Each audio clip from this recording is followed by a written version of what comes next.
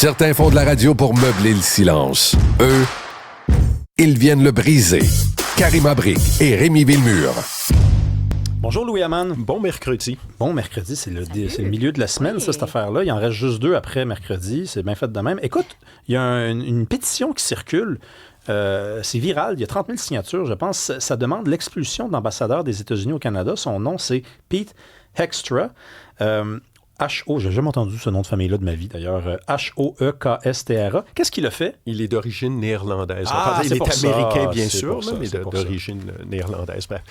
Pétition, en effet, qui fait beaucoup de bruit ce matin. C'est une pétition qui a été initiée par une femme à Calgary, ça, et qui, éventuellement, va être présentée à la Chambre des communes à la rentrée au mois de septembre. Là, ce qu'on reproche essentiellement à M. Hoekstra, c'est d'avoir à plusieurs reprises, dérogé au protocole diplomatique. Comment?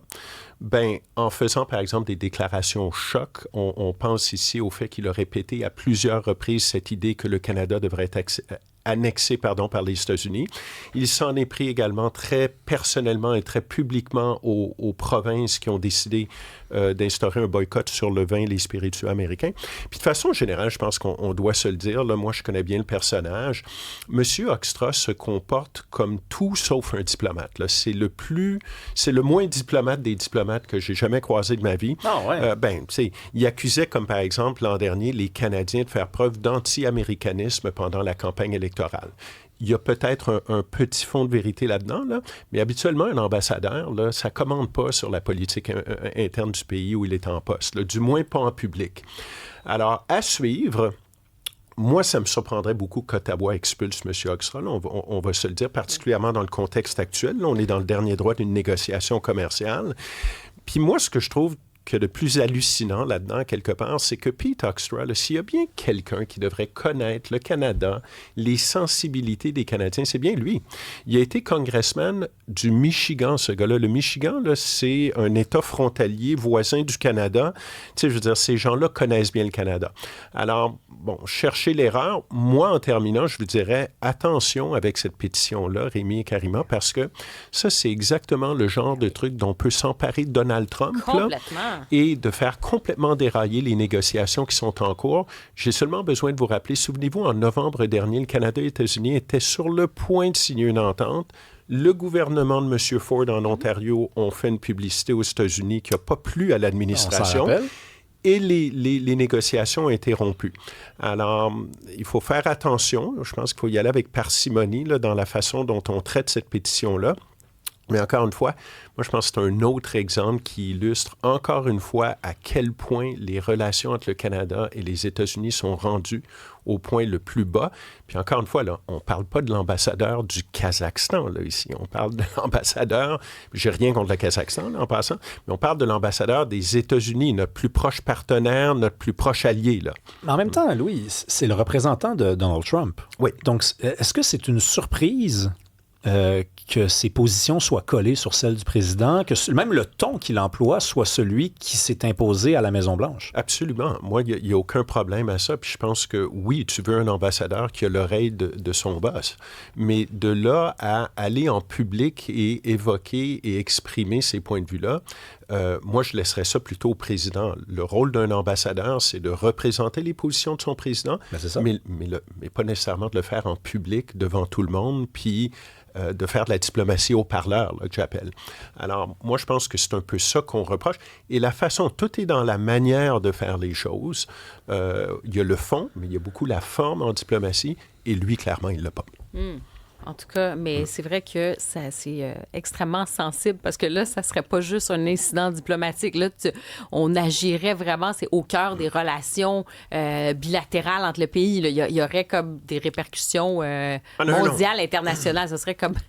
c'est une bombe nucléaire, c'est nucléaire, politique. cette affaire-là. Ben oui. Puis bon, il y a une convention en diplomatie qui s'appelle la Convention de Vienne qui, essentiellement, gère ces questions-là. Et le Canada peut déclarer un diplomate persona non grata. Pas besoin d'invoquer une raison, pas besoin d'invoquer un motif ou rien. Habituellement, il y en a toujours un, bien sûr, mais ça se fait comme ça. Maintenant, une fois qu'on a fait ça, la façon dont ça fonctionnerait, c'est que le Canada enverra une note diplomatique à Washington pour dire « Votre ambassadeur n'est plus le bienvenu au Canada. Vous avez 72 heures pour le rappeler à Washington. » Et si les États-Unis refusaient, à ce moment-là, le Canada pourrait ne plus reconnaître officiellement M.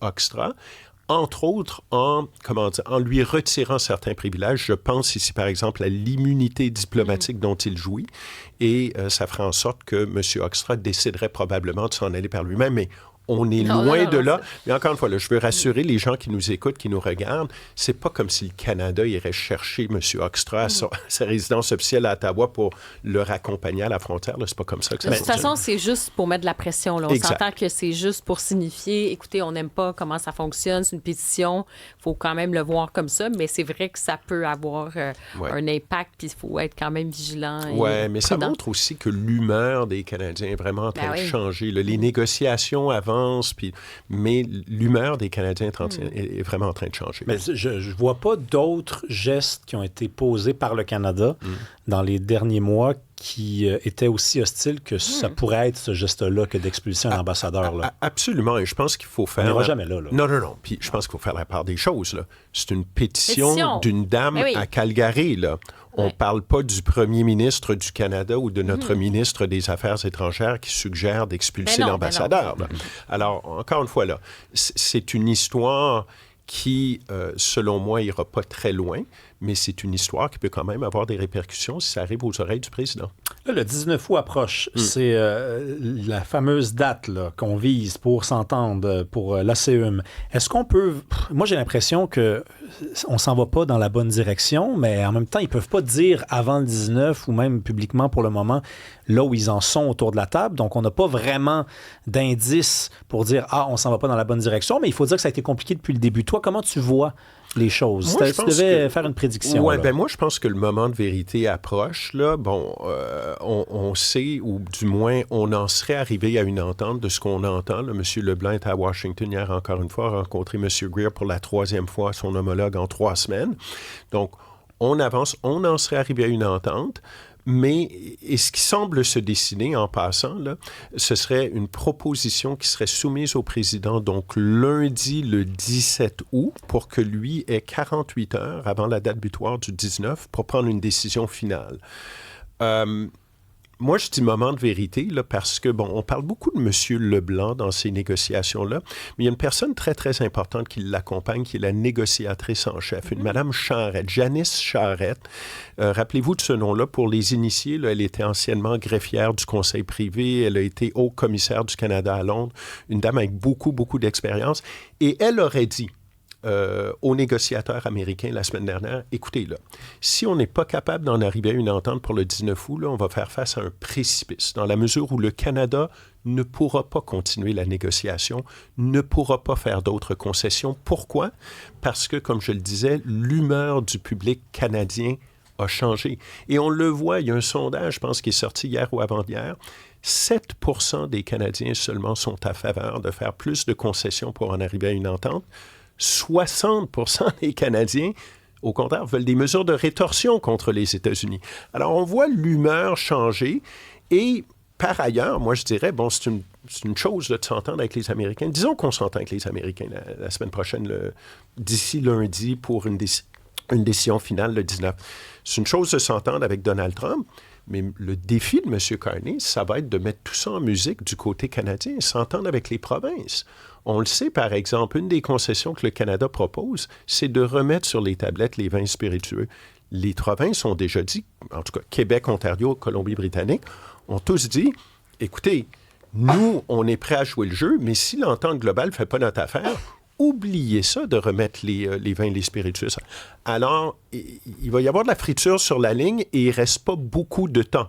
Moi, ce qui me fait dire ma prédiction à moi, c'est que je crois, très humblement, que Donald Trump risque de repousser la date butoir de quelques jours, voire quelques semaines, histoire de donner un peu plus d'oxygène à la négociation, de donner le temps à M. Carney de faire son pitch de vente auprès des provinces, en espérant d'arriver à une entente. Est-ce que le Québec va être... Parce que c'est ça, les prévisions. J'ai entendu dire que le Québec allait être peut-être la province qui écope le plus. Est-ce que c'est ce que tu vois? Bien, sur les tarifs menacés là, du 19 août, c'est vraiment, là, c'est visé et c'est ciblé vers le Québec, l'Ontario et la Colombie-Britannique en particulier. Alors attention, si jamais ces tarifs-là entrent en vigueur, attachez vos tuques, là, notamment au Québec, en Ontario et en Colombie-Britannique. On est bien protégés. Ça risque de faire mal. On est bien protégés, Karima, dans ce pays-là. Ouais, Une chance qu'on est là-dedans. Hein? Oui, donc minuit moins une, mais en même temps, possiblement dans le bluff de Donald Trump, ça serait pas surprenant qu'ils disent bon, vous savez, ça avance bien, Canada, on va faire un deal, On y est presque. On y est presque, puis On voilà. repousse ça à plus tard. Ouais. Merci, À suivre. Louis Hamad. Merci, Il n'y a pas de quoi. suivre. À demain.